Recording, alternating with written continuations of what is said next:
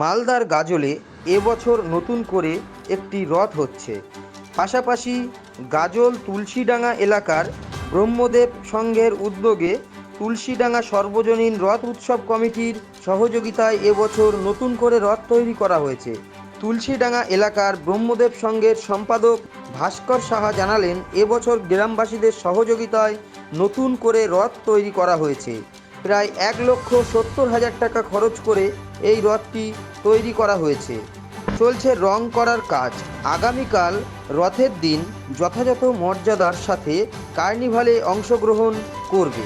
বছর আমাদের প্রভুর কৃপায় প্রথম আমরা গাজলের যে ঐতিহ্যবাহী রথযাত্রা সেই কার্নিভালে আমরা অংশগ্রহণ করব এবং সমস্ত নিয়ম শৃঙ্খলা মেনেই আমাদের রথ তুলসীডাঙ্গা থেকে নয়াপাড়া বিধানবাবুর বাড়ি পর্যন্ত যাবে এবং ঠিক নিয়ম মেনে উল্টো রথে আবার এখানেই আসবে।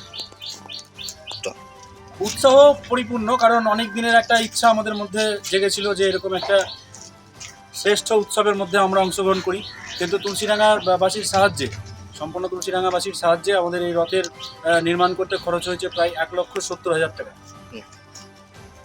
কি দিয়ে তৈরি করেছে? এটা সম্পূর্ণ লোহা দিয়ে তৈরি এবং নিচে যে স্টারিং রয়েছে সেটা টায়ারের তৈরি। আচ্ছা।